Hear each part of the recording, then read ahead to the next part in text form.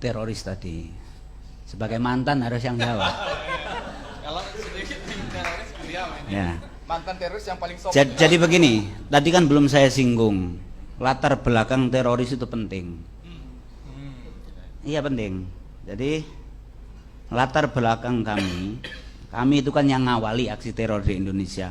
Kami ini adalah penerus Negara Islam Indonesia, NII, yang dulu diproklamirkan oleh Kartosuwiryo tahun 1949.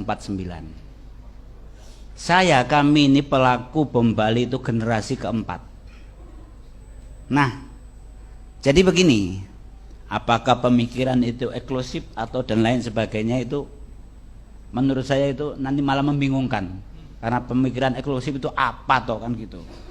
Yang terpenting itu bahwa ini. Nah, kemudian akhirnya meskipun tidak sebagai penerus daripada NII, akhirnya terbawa oleh kami. Perpecahan antara kelompok yang afiliasinya ke Al-Qaeda dengan ISIS itu kan baru saja ketika jihad Irak sama Suriah itu. Nah, adapun masalah ideologi sama sebetulnya. Ada dua prinsip yang dimiliki oleh teroris. Satu, negara Islam. Dua adalah melaksanakan jihad fi sabilillah. Itu saja. Jadi meskipun sekarang ini Indonesia NKRI ini makmur, semakmur-makmurnya lebih daripada Singapura, tetap saja akan ada teroris. Karena yang diinginkan itu bukan masalah makmurnya, tapi yang diinginkan negara Islam dan keinginan untuk bisa melaksanakan jihad fi sabilillah. Nah, warga NU nggak usah resah, karena sampai sekarang ini menurut saya dan yang saya ikuti nggak ada orang NU itu yang terlibat bersama kami, nggak ada. Itu apa tuh perbedaannya? Perbedaannya begini. Saya ini madrasah ibtidaiyahnya di Gupi. Gupi itu adalah milik Golkar. Gabungan usaha istilahnya pembaruan pendidikan Islam.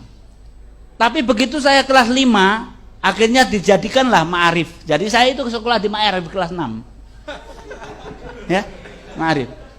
Tidak ada ajaran dari Gupi apalagi dari Ma'arif yang mengarah ke radikal. Ingat bahwa cerita saya itu, saya kelas 5 itu sudah kelas 5 SD Ibtidaiyah itu sudah menurunkan lambang negara Garuda itu. Dari mana ajarannya? Dari kakak saya Mukhlas yang dieksekusi itu, pimpinan bom Bali. Pada waktu itu Mukhlas sekolah di Pondok Pesantren Al Mukmin Ngruki Solo. Pondoknya Ustadz Abu Bakar Basir. Begitu Mukhlas liburan, saya ini masih kecil sudah diajari bahwa Pancasila ini tauhid. Pada waktu itu presidennya kan Soeharto tauhid. Polisi tauhid, tentara tauhid. Jadi apa label-label itu sudah saya dengarkan sejak kecil. Lah Bapak almarhum itu kan Cari Sekdes. Waktu itu namanya Cari, ya harus ada foto wakil presiden plus Pancasila. Saya turunkan itu karena diajari oleh Mukhlas. Itu kelas 5 SD, saya sudah radikal. Kan gitu. Nah, sekarang ini tugas kita kan sudah ngerti itu. Jadi bahwa di situ tidak jauh. Yang akhirnya ISIS pun dari sana. Itu. Jadi dari pendidikan yang sejak dini. Adapun nanti misalkan dalam perjalanan ada yang comot itu orang yang diantaranya sekarang Arnasan yang bom di mobil itu orang Malimping. Ini dia pernah jadi preman, pernah kasus curanmor, kemudian dia ingin tobat. Kalau tobat ini ketemu orang NU atau orang Muhammadiyah mesti dinasihati, kamu harus memperbaiki sholat kamu, kalau nanti punya duit umroh, kan begitu. Ini kalau normal, ketemu ustadznya nggak normal. Waduh, dosamu ini banyak. Nggak bisa dihilangkan kecuali kamu berada di medan jihad dan mati syahid, ya wis. kan gitu. Nah, jadi sekali lagi bahwa pendidikan yang akhirnya mengarah ke terorisme, kita membahas terorisme karena nanti sering saya katakan bahwa radikal itu ada dua, yang benar-benar radikal yaitu teroris, terus yang setengah radikal. Setengah radikal ini siapa toh? Setengah radikal ini katanya masih mau Pancasila, masih mau NKRI, tetapi menggerogoti Pancasila dan NKRI, mau juga duitnya pemerintah, mau juga duitnya negara. Kalau yang radikal teroris nggak mau duit itu, nggak mau. Jangan ke masalah itu. Ini ada pegawai negeri yang infak sedekah ke kita nggak kita terima, karena menurut kami bahwa gaji pegawai negeri adalah minimal syubhat, kalau nggak haram. Itu kami. Makanya ini nomor satu radikal adalah teroris. Ada setengah radikal.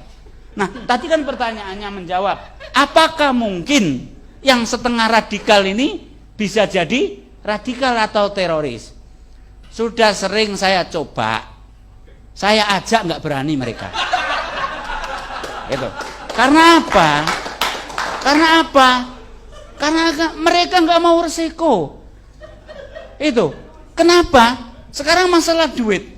Ketika kami mempersiapkan bom di Bali, itu duit sepeser pun nggak dikasih. Ini. Jadi yang memberi duit kita kalau mau makan itu bagian akomodasi Amroji sama Idris. Kita kosong, nggak dikasih apa-apa. Begitu evaluasi bom Bali plus pesta karena hafla, karena kita berhasil meledakkan di Bali, di Solo di tempat kontrakannya Abdul Matin, begitu selesai kami dikasih uang 500 ribu untuk mengantisipasi kalau ada apa-apa. 500 ribu dari Lamongan kabur sampai mana? Jadi itu masalah dunia. Untuk radikal teroris nggak ada. Makanya yang setengah radikal itu sering saya ajak, jangan nanggung jadi radikal, ayo gabung dengan kami. Oh kalau mau gitu rame sudah kan gitu. Itu, nah seperti itu. Nah itu, jadi itu Mas, tugas kita ini bagaimana sejak dini ini kita antisipasi supaya pemahaman radikal ini tidak sampai ke apa istilahnya masyarakat kita atau generasi kita. Terakhir buat jenengan ini, tadi sempat disinggung adanya hubungan antara terorisme dengan iklim politik. Itu benar nggak ada? Misalnya ketika politik berkembang terus radikalisme. Nah begini. Kalau orang normal itu yang didambakan kedamaian. Tapi kalau teroris yang didambakan adalah kerusuhan. Karena dengan adanya kerusuhan itu kemungkinan akan adanya jabha atau front jihad atau medan perang. Oleh karena itu saya kasih contoh. Ketika demo 212, mayoritas tokoh alumni Afghanistan itu sudah ada di Jakarta. Itu. Untuk apa? Untuk menunggu chaos. Jadi kalau sampai waktu itu para pendemo tidak sabar terus konslet sama polisi atau TNI, tepuk tangan ini teroris ini. Karena ada medan. Jadi itu yang dimanfaatkan oleh mereka. Jadi untuk supaya ada ini chaos. Iya. Kalau untuk terjun ke politik nggak ada, sampai sekarang teroris nggak ada yang terjun ke dunia politik. Tapi ngompor-ngompori supaya nanti terbentuk bukan negara Islam dulu tapi chaos. Nah, ini juga harus kita sabar. Oleh karena itu begitu saya ditangkap pertama kali, saya sudah sampaikan ke Mabes Polri waktu itu yang nangkap saya, jangan sampai terjadi peristiwa Ambon sama Poso. Ini yang harus kita antisipasi. Perusuhan yang bernuansa sara inilah yang menyebabkan teroris ini tepuk tangan, dalam artian bahwa di situ ada medan jihad. Makanya jangan sampai, mohon kita bersabar.